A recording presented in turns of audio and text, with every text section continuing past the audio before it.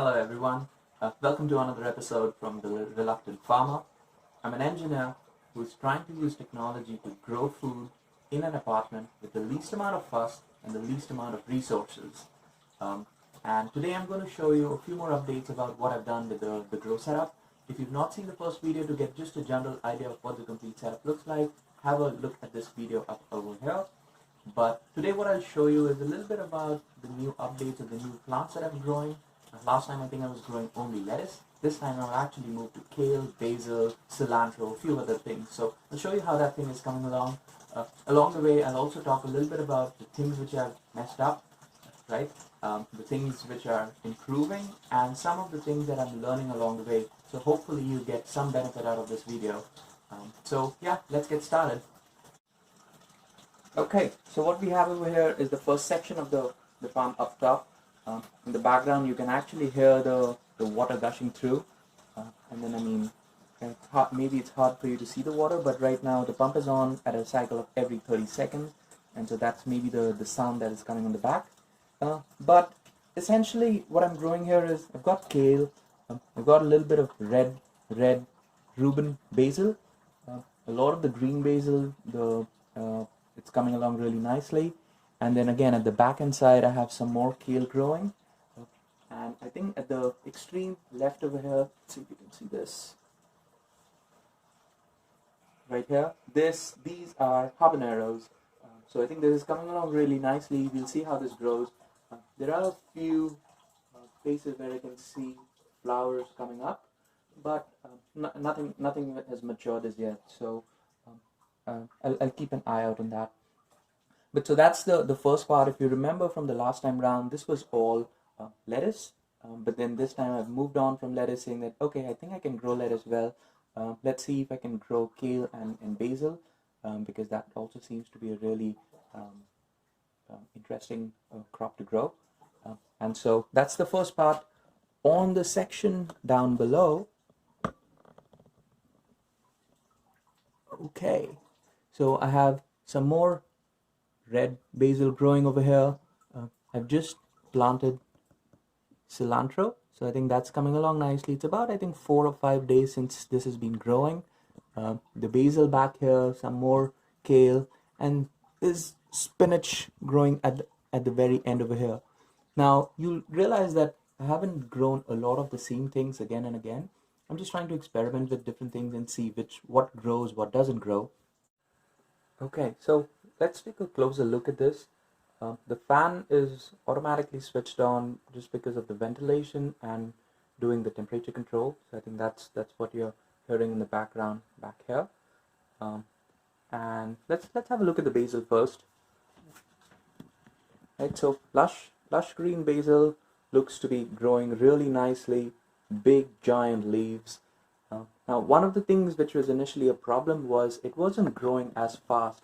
Right, so the growth rate was pretty slow. Some of the things I've seen is it really takes about 28 to 30 degrees Celsius for it to really start picking up and start to grow really rapidly.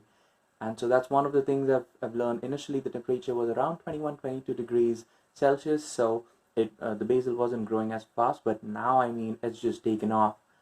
The other thing is, and I believe it might be hard to see, is I'm also using white plus blue LEDs. So if you notice at the bottom, this is all white light. However, at the top, I'm using a combination of blue plus white. And so the idea was, because I'm trying to grow green leafy vegetables or like just vegetative growth, I'm seeing that maybe white and blue is a good combination to get started off with. And that's providing me some reasonable benefits. I don't know if that will continue down the line, but I think that's part of the experimentation of having two different segments. The first one being white plus blue, and the bottom one over here being all white. And I'd like to see what the effect on the growth rates are. One of the important things I learned about growing basil was pruning is really important. So initially for the first part of it, I hadn't pruned it at all. But the problem is the basil plant starts growing becomes really leggy. And so if you notice over here, what happened was I took a cutting. So I cut the plant right here, and then at the very bottom over here, just below that at the node, is where two offshoots came off, and then those are now really taking off in their growth as well. So it seems like the more you prune, the better it is. It's counterintuitive, I know, but hey, it really works. Um, okay, let's move down to the bottom of here. So like I said, that's cilantro. Also growing a little bit of mint over here. I'm trying to see how fast mint grows. It's about been 3 to 4 days since it's been planted. Maybe actually longer, maybe about 8 to 10 days. The thing was, the mint and the cilantro both was planted at the very same time, but it seems like cilantro is growing much faster. Maybe it's the rate of germination which is different for both of them, but I guess we'll find out more about it. And likewise again here, I have just earlier this morning taken this one out. So the pruning will probably help out in this case as well. Okay, one more thing that I'd like to show you is all of this looks really good up above, right? I mean, the LEDs that I'm using are about 38 watt LEDs, so it's pretty powerful light. The growth over here also looks lush green. Look at it from a different angle. I mean, it's really coming up. I also seems to have had stray animals trying to graze over here, so that's a good sign, right? But let's look at the root zone down here and see what the roots look like. And look at that. I mean, I've never seen roots grow crazy like this. These are all roots for the different plants. And then looking at it from this side, this might be a little hard. Yeah, okay.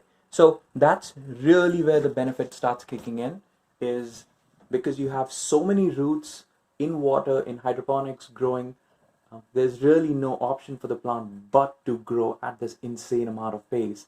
And I guess that's the reason why within a month's time, I'm seeing such profound growth as opposed to what I would see in maybe the potted plants outside.